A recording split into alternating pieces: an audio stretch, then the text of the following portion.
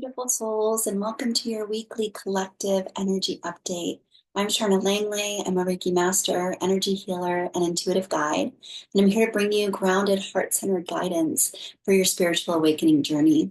Welcome back. If you've been watching my videos, thank you so much to those of you who have subscribed to the channel.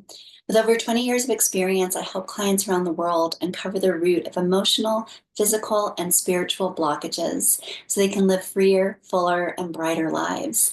Through Reiki meditation and holistic energy work, I create a personalized path for deep healing and transformation. Each week, I tune into the collective energy to bring through Reiki wisdom, insights, and energetic guidance. And this video on this past week is to help you navigate your path with greater clarity, alignment, and peace. If you're on a journey of spiritual awakening, moving through a life transition, or simply seeking deeper alignment, you're in the right place. If this space resonates for you, be sure to subscribe, hit the notification bell, and like this video so you never miss new tools, teachings, and guided practices to support your healing journey. Let's take a deep breath, open your heart, and begin. So this week we have been looking at a lot of timeline shifts again. A few weeks ago, I spoke on how we were moving through different interdimensional timelines. And as a result of that, many of us were feeling this sense of being in a time warp.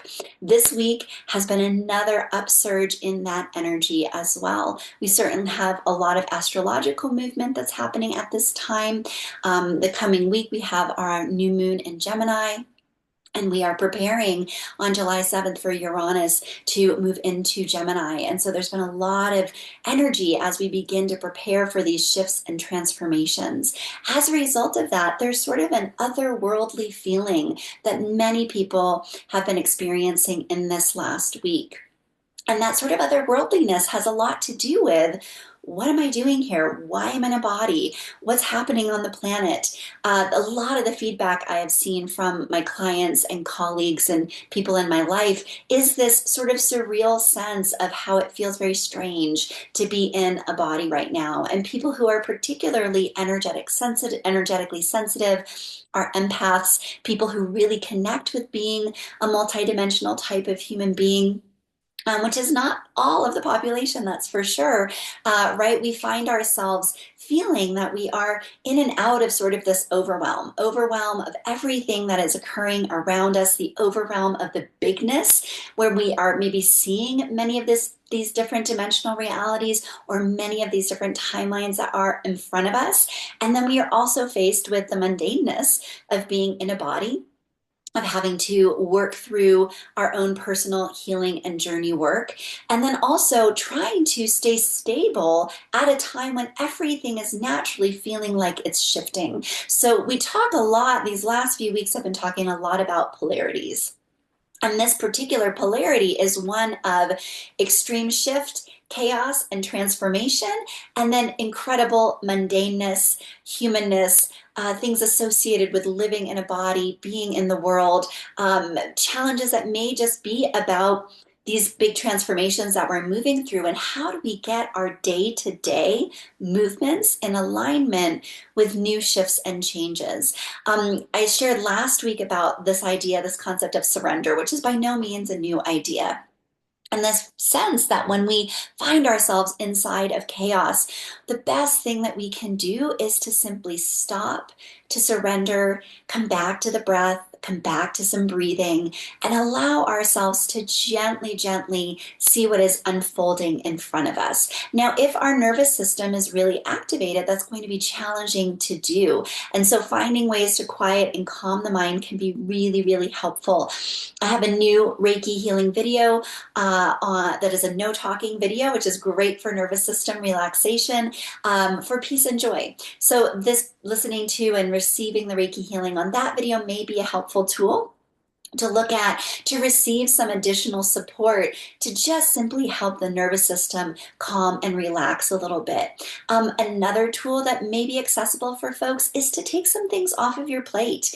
A lot of us are feeling the overwhelm of the day-to-day, again, that mundaneness I was talking about on one side of this polarity shift. And when that occurs, a lot of times we are feeling all the things that are stacking up that we need to do.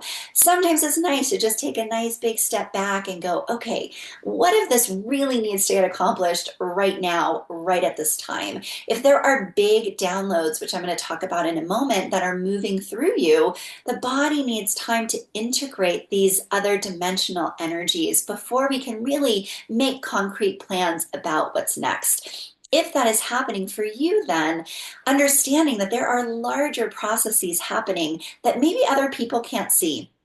And that is sometimes a real big challenge, right? When we want everybody else to understand what it is that we're going through and we feel very alone in that experience.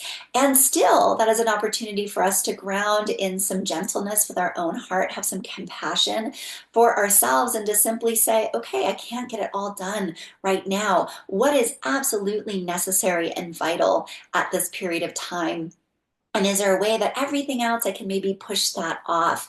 I've been seeing a lot of my clients, and I feel it myself as well, this sense that so many new things are happening. And so we want to move into a lot of bigness and a lot of brightness. It's like the human wants to follow this very big energy that's moving around. And yet, a lot of times, the human has to go much more slowly than some of these multidimensional energies are going. So there's this other polarity that's happening, things feeling very, very fast, very, very sped up, very much in warp speed. And then on the other side, going so incredibly slow that it feels like nothing is changing and nothing is moving. Again, we are in some really incredible transformative times. And when this occurs, that pendulum is going to swing backwards and forwards as we try to align and find that center place. So, working actually with the slowness can be very helpful, and working with whatever your natural way of being is going to be helpful as well. As a result of this, checking in with the body. What does the body need right now? Am I hungry? Am I thirsty? Do I need to rest? Do I need to move?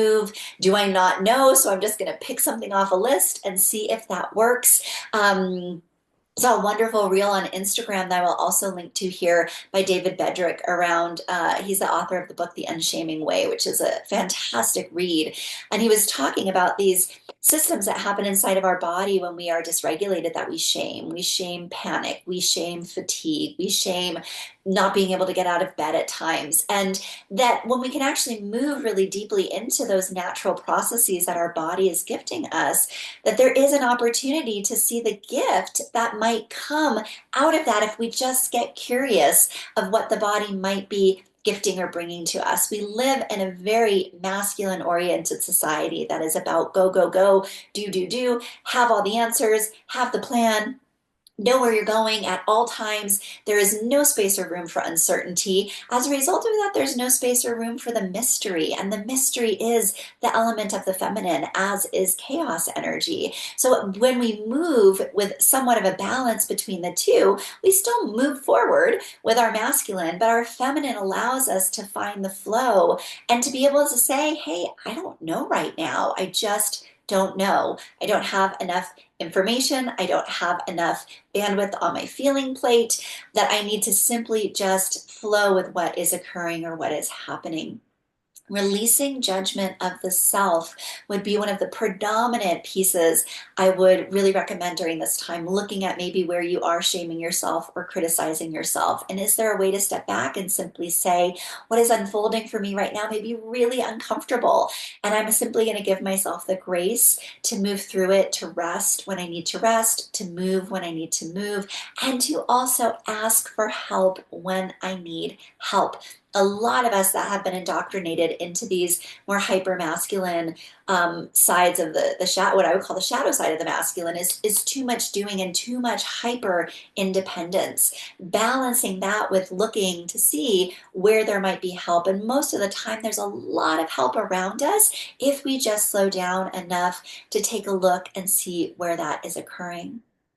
Another theme I saw a lot this week was a theme of ungroundedness, a theme of feeling, again, this interdimensional energy, this multidimensional energy that's happening, and sort of the natural sense sometimes that our root chakra has to sort of unground in that and kind of like a balloon start to float up into the ethers. This is another opportunity to reconnect into the root chakra, do some grounding practice. There's actually a grounding meditation here on YouTube as well of mine that I will link here for you, and that can help support that sense of moving into a deeper, more grounded space, connecting into our feet, connecting into our legs, sitting on the ground. If you can't sit on the ground, then leaning up against a tree, even just being outside in nature in places where you are not on your phone, hearing traffic.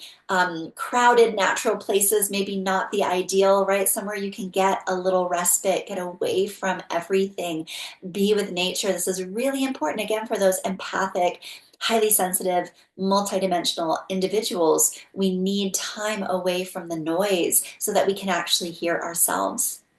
Another theme from this week, seeing a lot of people getting downloads of information that are coming into the system, into the body. Downloads from spirit, from source, from other dimensional realities, however you think about that. Those downloads take time to integrate. They come into our mind. Typically, they come into the crown chakra. They have to eventually move all the way down through the root and integrate systemically through the body.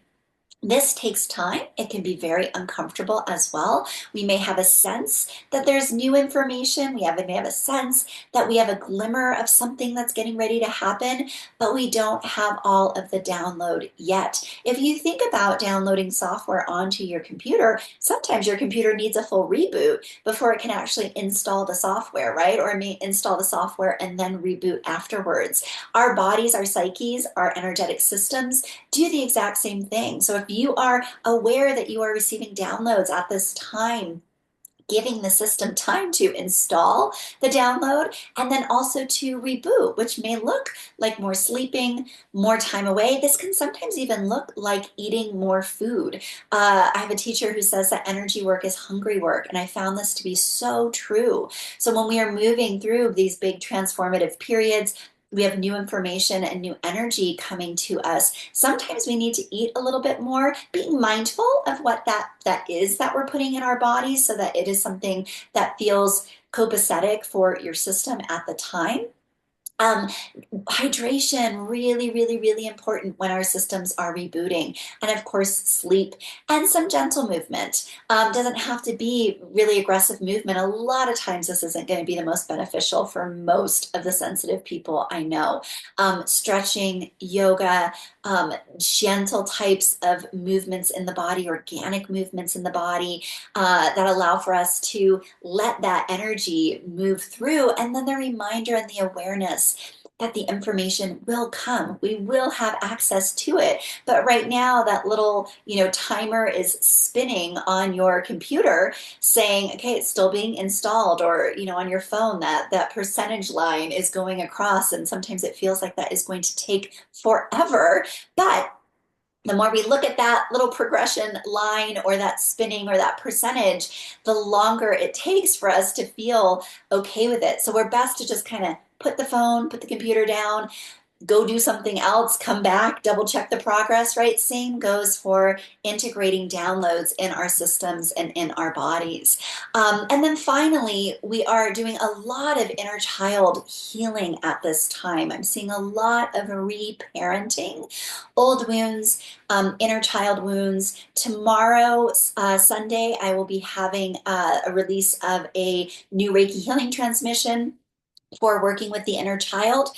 So please just take a look at that when that comes out. Maybe subscribe for your notifications so you can get a little message when that pops up. This inner child healing is really fundamental for us to be able to reparent the different parts of us that live inside of ourselves. And when we are doing deep epigenetic work, this is the work on our DNA, on our ancestral lines. We sometimes talk about intergenerational wounds or healing that we're doing. This may be up, so sometimes we feel rather young or rather small. We may be prone to temper tantrums in ways that we're like, what is happening with this? Why am I all of a sudden, having a massive outburst or crying out of nowhere?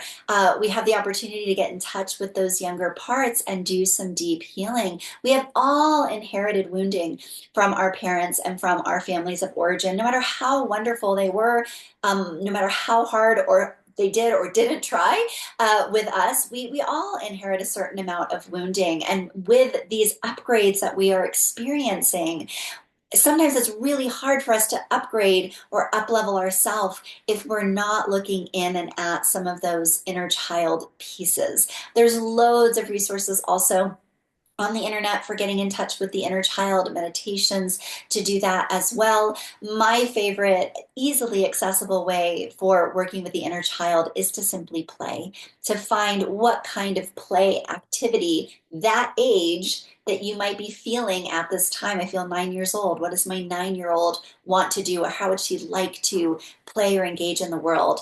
I'm feeling 3 years old. What does a 3 year old, my 3 year old want or need? Play can be extremely healing if those parts of yourself are up for it. Sometimes those parts just want a hug, they just want to be heard and validated. And a lot of times, our inner children need naps, right? So, giving yourself that space to rest if that is what is calling for you.